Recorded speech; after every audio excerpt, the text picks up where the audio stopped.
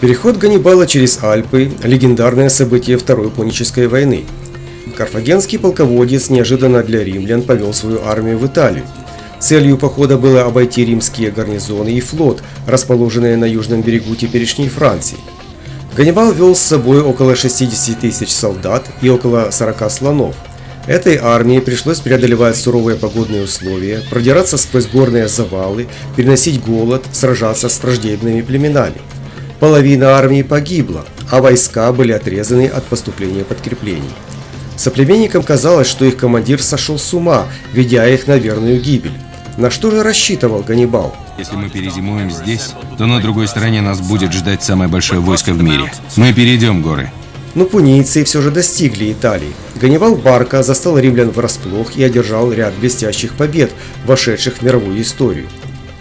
После трудного перехода пунийский военачальник дал войску лишь кратковременный отдых и начал продвижение вглубь римской территории.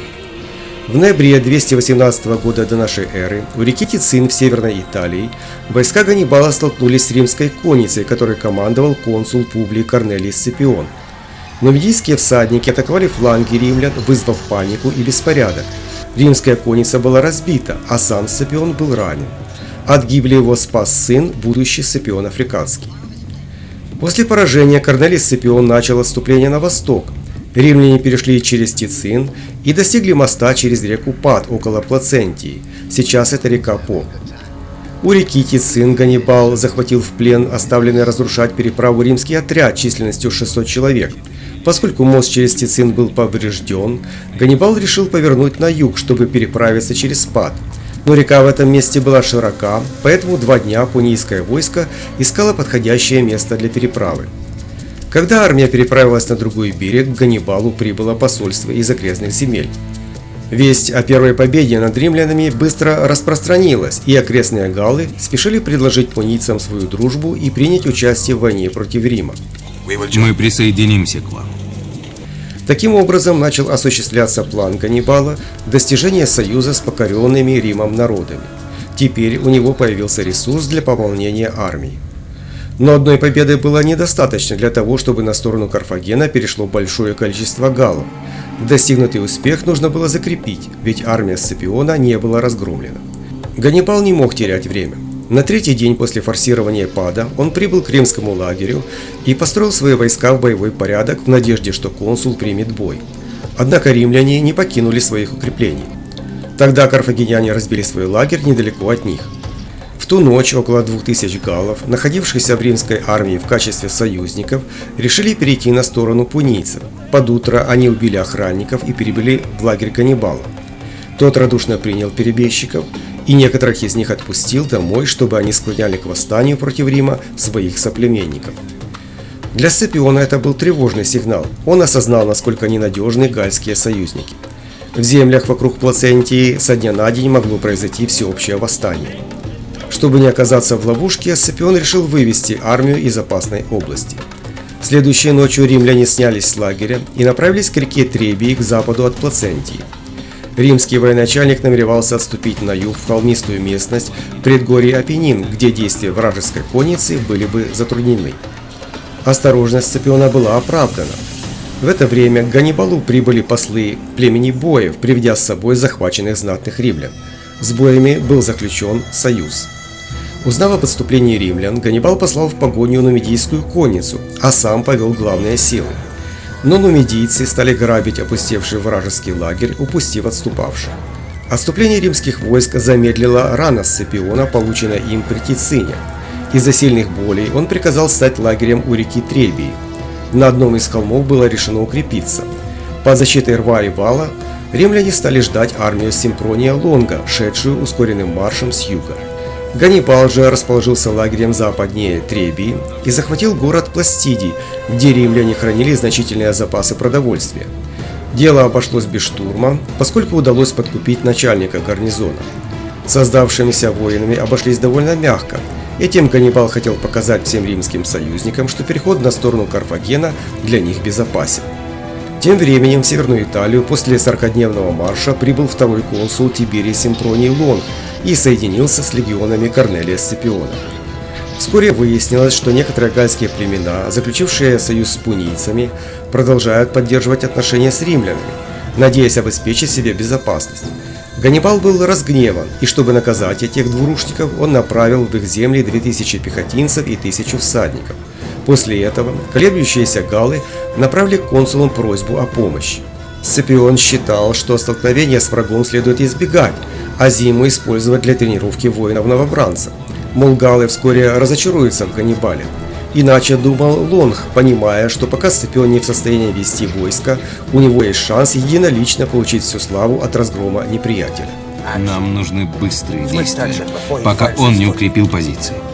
Сражаться с врагом консула также побуждало общественное мнение, ведь римские граждане восприняли весть о поражении при Тицине как досадное недоразумение. Им казалось, что лишь один вид римского войска, состоящего из двух армий, обратит противника в бегство. Ганнибал догадывался о разногласиях между консулами. Лонг все же решил помочь галлам, просящим защиты. Почти вся римская конница вместе с 1000 легкой пехоты, переправившись через Требию, успешно атаковали обремененных добычей пунийцев, гоняя их до самого лагеря. Симфроний Лонг гордился этой победой, убедив себя в возможности успеха в предстоящей битве. Через лазутчиков Ганнибал знал о настроениях римского полководца и готовился к бою. Ночью он выехал из лагеря, тщательно изучив местность. Между Пунийским лагерем и Требией протекал ручей с поросшими кустарником берегами. Это место идеально подходило для засады. Командовать засадным отрядом полководец назначил своего младшего брата Магона. Тот получил в свое распоряжение 1000 кавалеристов и столько же пехоты. Остальной армии Ганнибал приказал хорошо выспаться. Декабрьским утром выдалась холодная снежная погода. Трусость и нерешительность означают поражение, а возможно и смерть. Мы боремся за жизнь, за Карфаген. Ганнибал послал нумидийскую конницу на правый берег Требии, чтобы выманить неприятеля на бой. Остальным воинам командующий приказал плотно позавтракать, накормить лошадей и готовиться к сражению. Когда нумидийцы потревожили римские караулы, Лонг приказал вывести из лагеря конницу, а затем остальную часть армии. Воины выбежали из своих палаток, не успев позавтракать и хорошо защитить себя от непогоды. Особенно страдали боевые лошади, не получившие корма. Преследуя отступавших конников, римляне начали переходить через Требию. Вода была ледяная, после прошедшего ночью дождя со снегом она поднялась и доходила воинам до груди. В итоге римляне предстали перед вражеской армией усталыми, голодными и замерзшими. А воины Ганнибала успели позавтракать, накормить своих лошадей и натереться оливковым маслом. Армия Ганнибала насчитывала 20 тысяч пехоты из иберийцев, ливийцев и галлов и 10 тысяч конницы. К бою также готовили боевых слонов, но трудный переход через Альпы уменьшил их количество до 15. Выжившие животные сильно ослабели. У римлян было 16 тысяч римских и 20 тысяч союзных пехотинцев, всего около 36 тысяч человек. Всадников насчитывалось 4 тысячи. Для прикрытия отхода нумидийцев Ганнибал выдвинул вперед балиарских прачников и легких пехотинцев, позади которых развернулись главные силы. В центре своей боевой линии Ганнибал поставил тяжелую пехоту. Конница была поделена на две части и размещена на флангах, перед которыми поместили слонов. Римляне тоже готовились к бою. Лонг приказал всадникам занять позицию на флангах, при этом 1000 римских конников поставили справа, а 3000 союзников слева. Центр заняла пехота. Как обычно, сражение началось с перестрелкой легкой пехоты. Тогда римляне ощутили, чего им стоила утренняя погоня за нумидийцами. Ведь велиты потратили большую часть своих дротиков. Оставшиеся дротики намокли и плохо летели. Вскоре велиты не могли выдержать град снарядов, которыми их засыпали балиарские прачники, и отошли назад. Ганнибал тоже отвел стрелков, чтобы усилить ими фланги, где положение римских всадников было и без того сложным. Карфагенских конников было в 2,5 раза больше, и они находились в лучшей физической форме. Кроме того, шедшие впереди слоны приводили римлян в замешательство. Их лошади при приближении к слонам бесились от страха. Тем временем в центре, где сражалась пехота, бой долгое время шел на равных. Несмотря на все трудности, римляне дрались храбро и, сохранив численное превосходство, начали теснить пунийцев. Однако развить успех им не удалось, потому что в тыл римского войска из засады устремился отряд Магона. В то же время на флангах конница римлян и их союзников была опрокинута и сбежала по направлению к реке. Тут же фланги римской пехоты были атакованы освободившейся пунийской конницей и слонами. Но ослабленные слоны не составили особой угрозы. Выдвинувшиеся вперед велиты забросали их дротиками, и обезумевшие животные начали топтать свою пехоту. Заметив это, Ганнибал приказал увести их в сторону, а против велитов направил балиарских прачников.